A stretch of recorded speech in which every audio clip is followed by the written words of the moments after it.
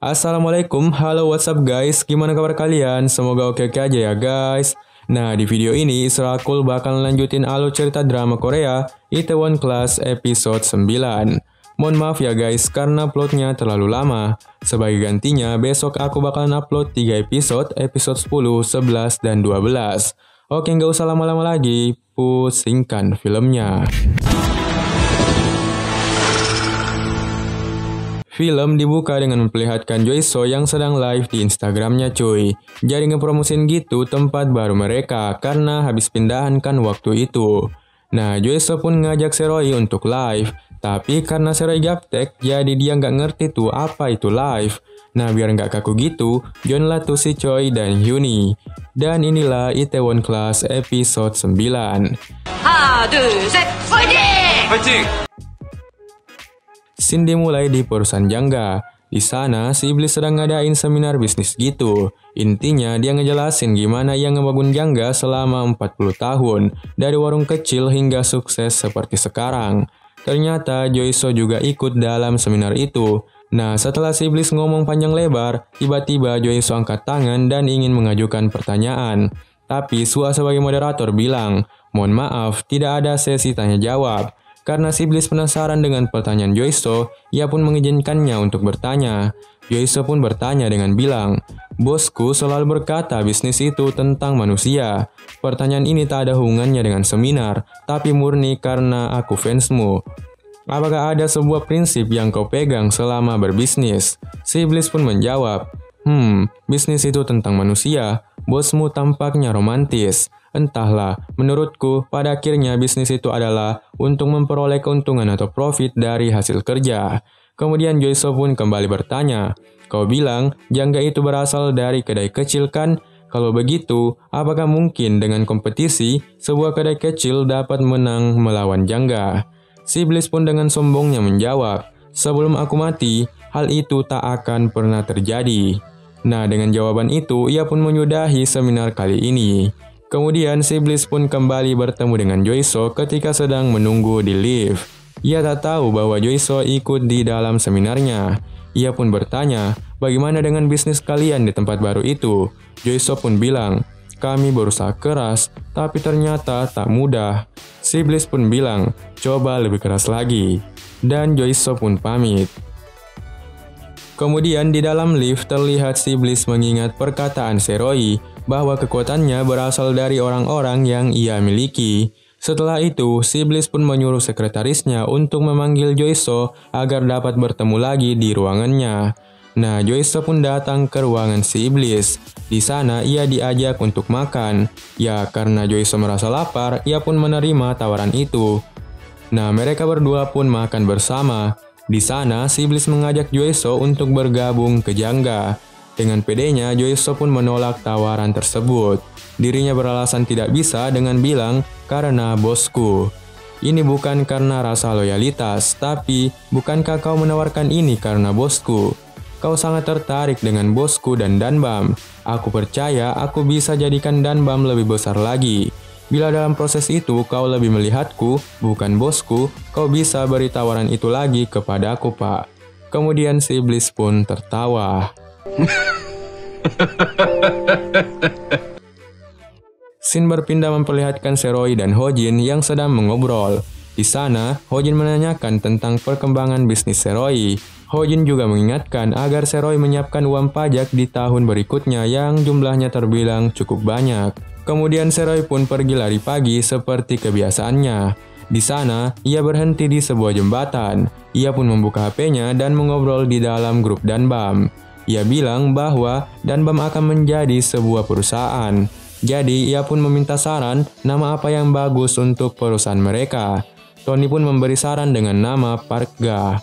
Tapi Seroy bilang itu sepertinya mirip dengan Jangga. Kemudian Joiso memberi saran dengan nama ILL, Iso Loy Love. Tapi Seroy masih tidak tertarik dengan nama itu. Kemudian Choi pun memberi saran dengan nama Itaewon Class. Seketika semuanya bilang, nama apa itu jelek sekali. Tapi lain halnya dengan Seroy, ia bilang, aku cukup suka nama itu. Setelah itu mereka semua pun bertemu di kedai Danbam. Seroy menjelaskan mengapa ia suka dengan nama Itaewon Class. Ia menganggap bahwa Itaewon adalah tempat yang penuh dengan kebebasan. Tempat berbagai budaya bisa menjadi satu, seperti tak ada batasan. Nah, itulah sebabnya ia menyukai nama Itaewon Class. Kemudian Joiso pun bilang, nama itu memang bagus, tapi membatasi diri pada Itaewon saja tak akan membantu saat berurusan dengan bisnis lain. Kita terkesan kecil. Hyuni pun bilang, kalau begitu nama Itaewon Class kita gunakan di antara kita saja. Bagaimana kalau kita gunakan singkatan saja? Kemudian disingkatlah Itaewon Class menjadi IC. Dan Seroy pun meresmikan bahwa mereka semua yang ada di sana menjadi anggota pendiri IC. Setelah itu datanglah detektif O bersama anaknya, Yewon. Ia datang untuk mengantarkan bahan makanan yang dipesan oleh Seroy.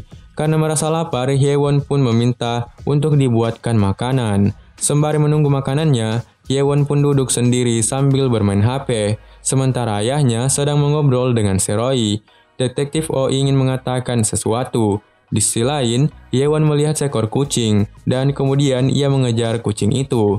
Saat detektif O ingin mengatakan sesuatu ke Seroy, ketika ia berbalik, Yewon sudah tidak ada di tempat duduknya. Ia pun panik dan tidak jadi mengatakan sesuatu itu ke Seroy. Nah, karena Yewon hilang, detektif O dan Seroy pun pergi mencarinya. Mereka mencarinya di sekitar kedai mereka, namun Yewon masih saja tidak ditemukan. Nah, di sisi lain, Yewon bertemu dengan Direktur Kang. Ia bilang bahwa dirinya sedang tersesat dan ingin meminjam telepon untuk menelpon ayahnya. Tapi Yewon memanggil Direktur Kang dengan sebutan Ajuma. Itu panggilan untuk wanita yang sudah menikah atau bisa diartikan sebagai tante lah. Kemudian Direktur Kang pun bilang, aku belum menikah jadi jangan panggil Ajuma, panggil Oni. Yewon pun bilang, sepertinya kau seumuran dengan ayahku. Kenapa belum menikah padahal cantik? Direktur Kang mengabaikan pertanyaan itu dengan menyuruhnya untuk cepat menelpon ayahnya. Kemudian Yewon pun menelpon ayahnya dan mereka pun bertemu kembali. Di sini tampaknya Direktur Kang sangat menyukai dan senang karena bertemu dengan Yewon. Kebetulan Direktur Kang juga ingin ke kedai Danbam, jadi mereka pun jalan bersama menuju ke sana. Saat di perjalanan, Detektif O melihat ada seorang yang memotret mereka. Ia pun meminta izin untuk pergi dan kemudian mengejar mata-mata itu. Saat ayahnya pergi, Yewon bilang ke Direktur Kang kalau ayahnya juga lajang atau tidak memiliki istri. Direktur Kang kaget mendengar perkataan Yewon. Nah, di sisi lain, Detektif O berhasil menghentikan mata-mata itu. Namun mata-mata itu berhasil kabur, tapi kameranya berhasil diambil oleh Detektif O. Kemudian mereka pun melihat foto-foto yang ada di kamera itu. Dan benar, ternyata semua isinya adalah foto-foto dari Direktur Kang. Mereka yakin bahwa mata-mata itu suruhan dari si iblis. Setelah itu, Detektif O pun pamit untuk pulang. Ia juga berterima kasih ke Direktur Kang, dan sepertinya sudah ada benih-benih cinta yang muncul di antara mereka. Saat Detektif O berjalan keluar, Seroy pun mengingat bahwa tadi Detektif O ingin mengatakan sesuatu, tapi ia bilang akan kuberitahu di lain waktu. Scene berpindah ke perusahaan Jangga. Di sana terlihat Sua yang sedang memperlihatkan perkembangan terbaru dari kedai Danbam. Kemudian si iblis melihat video Joiso dan anaknya yang sedang ngevlog di Danbam. Sembari menonton vlog itu, tiba-tiba sekretarisnya datang dan memberitahu bahwa mata-matanya ketahuan saat memata-matai Direktur Kang. Si iblis pun bilang, itu tak masalah. Yang penting sekarang adalah Joiso. Apakah kau sudah siap untuk merekrutnya? Sekretarisnya pun bilang bahwa ia telah menyiapkan gaji untuk perekrutan Joiso. Ia juga memberitahu bahwa distributor bahan makanan Danbam adalah Yewon Food. Pemiliknya adalah seorang mantan polisi yang berasal dari kota Pajin. Si iblis pun merasa heran karena ia baru mendengar nama itu, padahal bahan makanannya berkualitas bagus dan enak. Ia pun menyuruh sekretarisnya untuk mengatur pertemuan dengan orang itu. Kemudian di luar sana, Sua yang merasa kebingungan bertanya kepada sekretaris, kenapa ia melakukan semua itu. Tapi sekretaris cuma bilang, bila Prestirjang menyuruh karyawannya, kita hanya bisa lakukan. Dan tiba-tiba datanglah Gyunwon, dan Sua pun pamit pergi. Nah, setelah Sua pergi, sekretaris memberitahu Gyunwon bahwa ayahnya sangat tertarik dengan Joiso. Apabila kau berhasil merekrutnya, kau bisa memperoleh kepercayaan ayahmu. Scene berpindah di Kedadanbam. Di sana, Seroy berbicara dengan seorang pria. Sebenarnya nama pria ini tak disebutkan, tapi karena dia muncul lagi di episode 16 nanti, jadi kita sebut saja dengan nama aslinya, yaitu Hong. Ia adalah karakter yang nyata, aktor, dan juga punya restoran di Taiwan. Ia datang ke sana untuk memberikan saran dan nasihat ke Seroy, karena ia melihat semenjak Seroy pindah dari Itaewon, kini pelanggannya sangat berkurang akibat berbisnis di dalam lorong-lorong gitu. Ia menyarankan untuk menghidupkan lorong itu dengan menghiasnya seperti di Taiwan. Karena percuma saja jika hanya tempatnya yang terlihat bagus dan menarik, tapi tempat di sekitarnya terlihat sangat kumuh. Nah, setelah berbincang, Hong kemudian pamit. Di luar sana sudah ada nenek misterius, pelanggan setia Kedadanbam. Ternyata Hong dan nenek itu saling mengenal satu sama lain. Kenapa bisa ya? Kemudian Hong bilang, apa kalian pinjam uang darinya? Pinjam uang di bank, kalau tidak, kau akan kena masalah. Hong pun pamit untuk pulang. Kemudian si nenek misterius ini terus-terusan mengutuk kedai Seroy dengan bilang, sudah kukatakan kan tempat ini tak bagus untuk bisnis. Apa aku salah? Lihat sekitar. Apa kalian tak lihat toko sekitar sudah tutup? Seroy pun menjawab, 살려볼게요. nenek misterius ini kembali berkata, tak masuk akal. Dengan cara apa? Daerah ini sudah mati. Cepat jual dan pindah ke tempat lain. Itu lebih baik. Keesokan harinya, Seroy pun membantu semua pemilik toko